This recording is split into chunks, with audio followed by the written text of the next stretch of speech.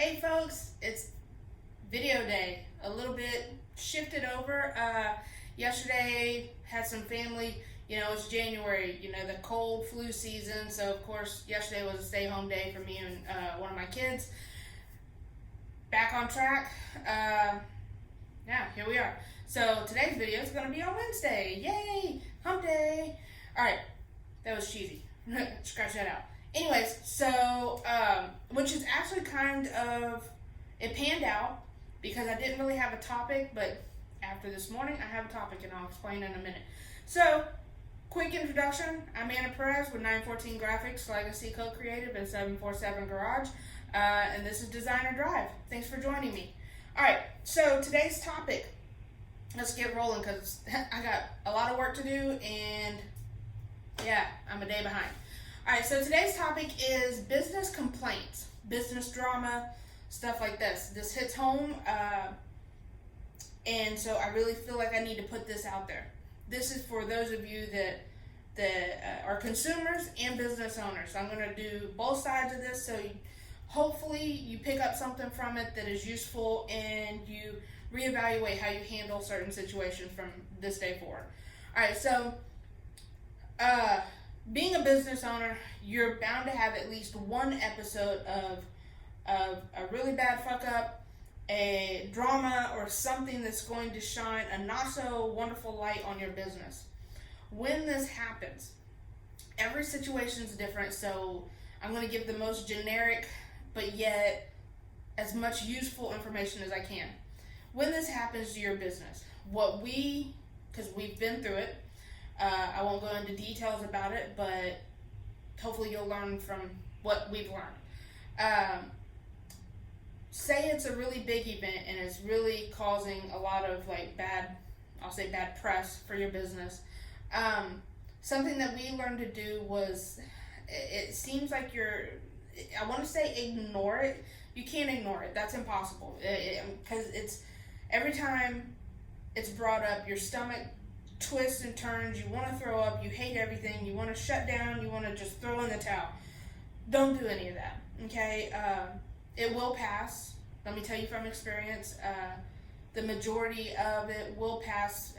Drama, especially on Facebook, only lasts maybe a couple weeks at the most, and it dies out. People move on to other drama. Somebody else becomes the target. But it does, I don't want to diminish the fact that it still affects you, because it does.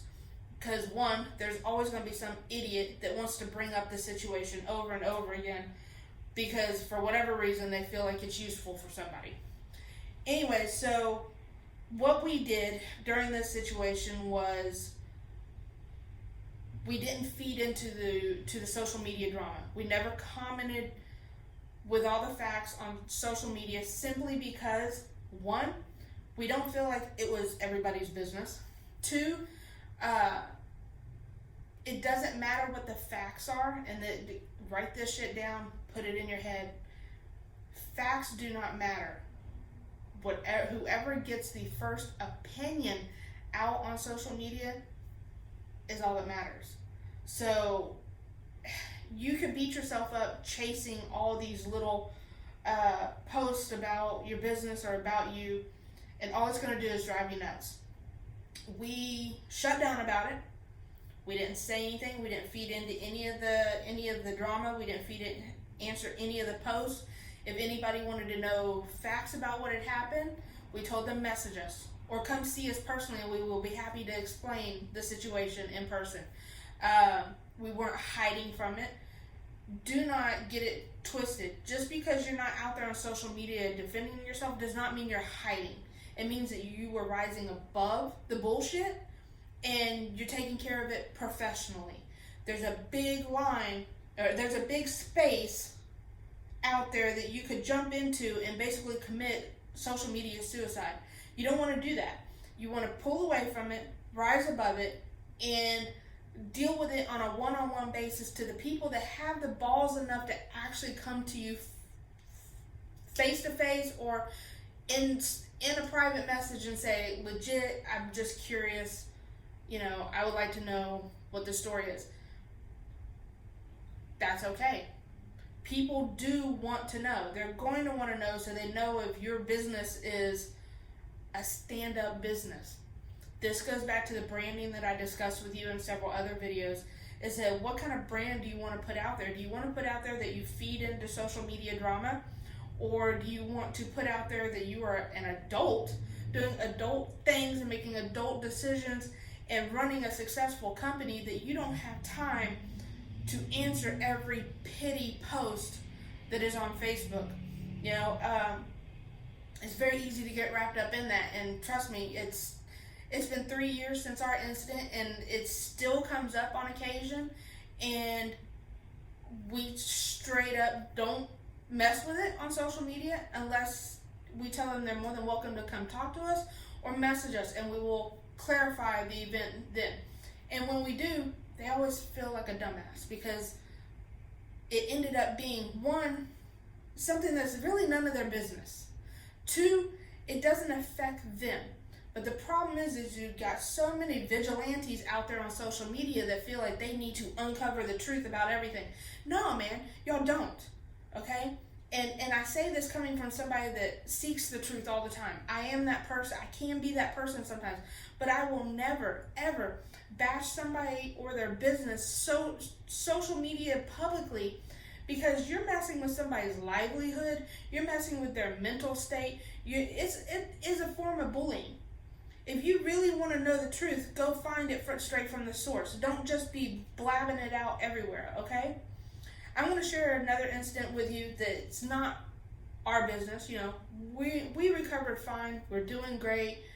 It was a huge learning lesson for us, and I feel sorry for anybody that's ever been in a situation even close to that, because it is gut-wrenching, mind-melting, horrific thing that nobody ever wants to go through. All right, so I'm going to put myself in the consumer part, okay? Because I see it different, because I am a business owner. But when I go to a business and there's either shitty service or something bad happened, a lot of people like to immediately go on Yelp, Google, Facebook, and be like, I went and ate at this place and it was disgusting and my server was a bitch and I'll never go here again. Let me give you some insight, again, from being a business owner. Especially a business that has multiple employees, the owner of that business, and sometimes even the manager of that business, unless the beef is directly with them, they can't control every aspect of what happens in their business unless they're literally hovering over the business 24/7. So how do you handle that? Because you would like, see me? All right, we're just gonna jump. I had an experience with a local restaurant a few weeks ago. It's a local, well-loved restaurant. It's been around for ages, for generations. It's always had a pretty good reputation, but in all honesty, the past several times me and my husband went, the service was shit, the food really wasn't that great, and it just kind of left a bad taste in our mouth. But this one night recently, we decided to go again because it was like a fundraiser event for the school, okay, for the band. We decided to go, and we were there, you know, thanks to being entrepreneurs, we don't get to eat early. We are normally the last ones coming in, placing our orders. I hate doing that to restaurants, but it happens. We always tip really well, because we know that when we go to restaurants really late, that waiter or waitress is really tired and really ready to go home. So we're very good tippers for that reason, okay? But only if they deserve it, which most of the time they do. Anyway, so we go, it's late, it's like 30 minutes to closing. We place our order, we get our drinks, we sit down, and we're sitting there, and my husband, all right, at this restaurant, they serve really small glasses to drink. Now, we've been there before, and most of the time the waitresses bring us one of those little vats of, you know, tea or whatever we're drinking, so you can continually refill your drink. My husband downs his tea. He's had a long day at work. He can drink a whole glass of tea like that's that big in one gulp. So he downs it, and we're sitting there. No waitresses. No staff. The few staff members that we saw literally walked right by our table and walked back. So I told my husband, why don't you, maybe they're short-staffed right now, why don't you go up to the counter and see if they'll refill your tea or give you one of those things. So he gets up from his chair, goes all the way back to the serving counter, and waits. Nobody talks to him. Nobody offers him help. Nobody asks him if he needs anything. They ignore him. And so he sat back down and he goes, I'm not standing up there all day. So we finished eating. I gave him the rest of my tea and we left.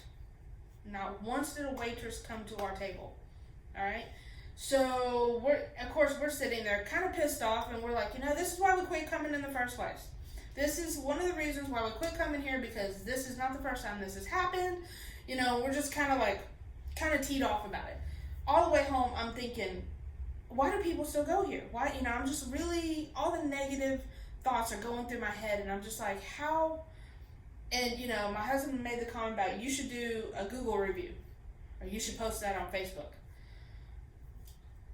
But knowing what we went through 3 years ago, knowing that it's not always such a black and white situation, I said, no, I'm not going to do that. Instead, that night, I went on the Facebook page and I sent a message. Hey, I normally don't do this. I'm also a business owner, so I hate leaving bad reviews or bashing anybody publicly, but I feel like as whoever is manager or the boss of this restaurant, I feel like y'all should know that what my experience was last night. And I very kindly, to the best of my ability, which I was very kind about it, explained what happened. The next morning, I woke up to an apology, an offer for a free gift certificate to come back and dine again, and then I got a phone call. He asked me to call him, so I called him and we discussed what had happened, and he thanked me. He thanked me because he was like, I need this kind of feedback to help maintain and build this business and keep it having a good reputation. So thank you for politely informing me of the things that I need to know. And I was like, okay, sorry, I'm being nosy. I was like, okay, thank you for understanding where I'm coming from. And come to find out, he was able to pinpoint exactly who we were, what we ordered, what time of day we were there. Because I gave him the time of day we went. And he was able to find us on his video surveillance, and he watched the whole scenario unfold. So he took it upon himself to confirm that I wasn't just making this up. And he apologized. He was very respectful about it, and I felt relieved because it panned out really well. And I'm sure from a business owner side of it, he was relieved that I just didn't go to our local community page and bash his restaurant, which is what most people like to do. So it was a great experience, and there's nothing wrong with, if you find something wrong with a business, that you let them be aware that, hey, maybe this is room for improvement. All businesses want to know, they want feedback, but there's a wrong and a right way to do it. So, if you go to a restaurant, or if you do business with another business, understand that, not everything goes right all the time. Not everything's perfect all the time, but there's ways to handle it if it doesn't go right. And if you hear rumors of another business, go directly to them and talk to them, or go to the source as closely as you can to get the answers that you need to confirm whether or not this is a business that you want to do business with or whatever, right? I'm going to tell you, for those of you that like to do Google reviews and Facebook reviews and all of that, that's all fine and dandy. I know that that's a tool that is used and it can be helpful sometimes. But let me tell you a little story about how screwed up those reviews can get. My husband and I own a performance shop, okay? He makes cars fast. He does car parts and car building and all of that, right? And we put him on Google because that's what you're supposed to do as a business owner. You want to be out there so people can find you, right? So he took to heart the reviews that are on there, and he was getting, not everybody goes on there in that industry. So there's like maybe a couple reviews from actual like car people that are like, oh yeah, thumbs up, whatever. But then one person went on there and gave him 1 star. Do you know why they gave him 1 star? Legit, because he didn't deliver the pizza on time. Let me repeat that. He didn't deliver a pizza on time. Now, if you're a smart person, you realize that that does not make sense. Okay? So, my husband tried, me and him both have tried contacting Google to get this review taken down because it is irrelevant. It's obviously does not apply, and it is a false review, right? Google will not remove it. It's impossible to get that removed. So it took my husband's 4-star review from the few people that have, reviewed for him and knocked it down to a 1 or 2 or something like that. Why? Because of a false review. So if you're the type of person that likes to read reviews to get an idea of whether or not you're going to use a business or not, understand that they may not be accurate. They may not be they may not represent the business at all. So I'm going to highly suggest that if you're interested in doing business with somebody, go visit them, call them, message them directly. If you feel like you have a problem with a business, same thing. Go visit them, call them, message them directly. The only way you can get facts is by going directly to the source. Believing everything you see on reviews, on Facebook, social media, all of that, you're getting somebody's opinion that may or may not be factual based. Being a business owner is not easy. Seriously, I'm gonna make me a shirt. Made me and Lewis a shirt that says, "Start a business." They say it'll be fun. They say, okay. It is. There's great benefits to being your own boss. Tons of benefits. But believe me when I tell you that it sometimes does not outweigh the cons of it. Some days, you really, really have to do some soul searching to convince yourself not to give up.